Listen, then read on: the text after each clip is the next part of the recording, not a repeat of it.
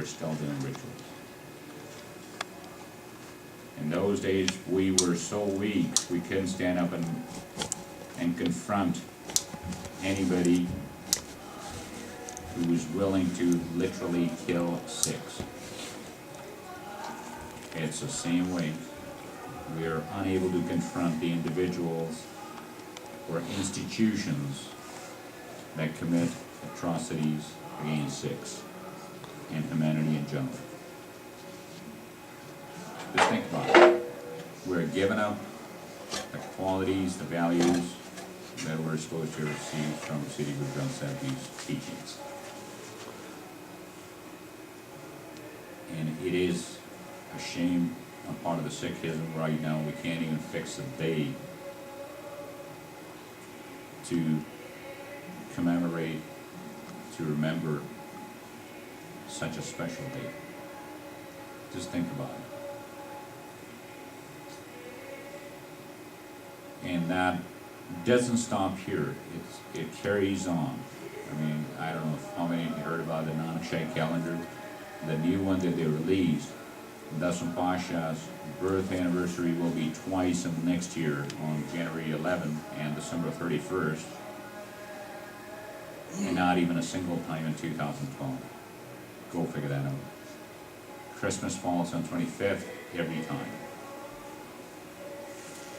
And yet, we claim, we attribute Nassim Pasha laid the foundation stone of the Khalsa as we know it. And we're not going to be celebrating his birth anniversary in 2012 at all. Happened in 1699 or 1999, exactly 300 years after that. Same thing happened. And so, I don't want to take a negative approach on this one here, but these are the pitfalls we have fallen into.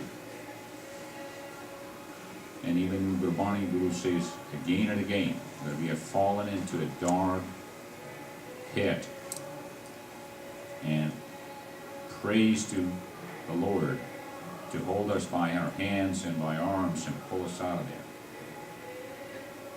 Now we got to look at the same concept. How can we get out of this one? So we need to rely on Gurbani, seek the guidance. Once we understand Gurbani, then we can actually decipher the real history of Sikhism. Okay? Can anybody tell what happened? What was the concept, or at least the historical background of the Sahibjade's Shaheed?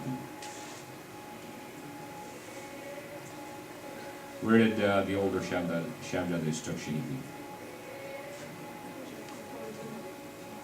Chamkaur, where is that? In India. Well, let's narrow it down a bit. In Punjab. Okay.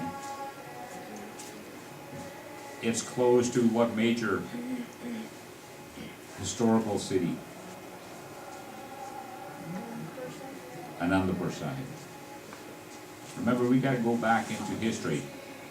You know, when Dasam Pasha left the fort at Anandapur Sahib, after being repeatedly promised by both the Hindu and the Muslim attackers, okay? Somehow we keep on reading and blaming only the Muslim rulers, or the Mughal rulers at that time. Yet we forget that the people that were attacking Anandapur Sahib continuously were the Hindu rulers. And they were the descendants of the 52 rulers that were set free in the Gwalior fort. Okay? They were the great-grandsons of those same people. Okay? When Shemi Pasha, our sixth Guru, Guru Har Gobind Singh Ji, secured their release out of the prison. And these were the same people, or their great-grandsons, who turned against the Gurus and attacked. And the Mughals were Aurangzeb himself was incited that this guru is actually going to cause a rebellion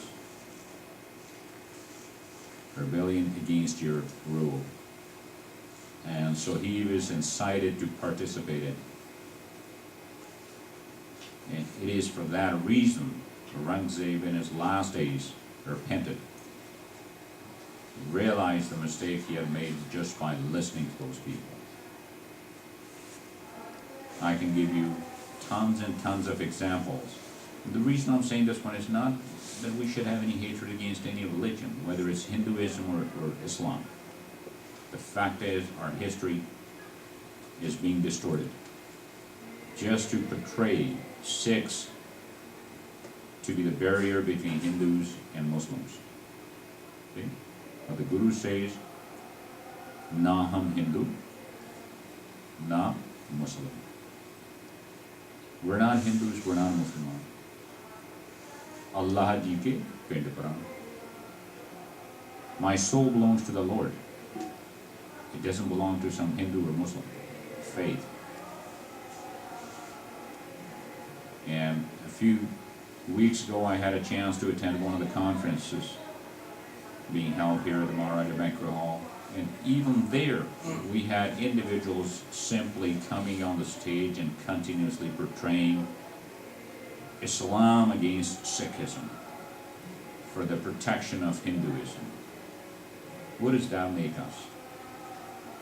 Are we just some sort of a security force that was created to protect people who worship stones? Is that Sikhism's principle? No, it wasn't. It was about the human rights, that everybody has the right to believe in their own faith and practice that. That was the concept. Somehow we're being preached, we're being taught that the Gurujis took Shahidi and fought all those wars to protect the Hindus from the Muslims. Just go back in history.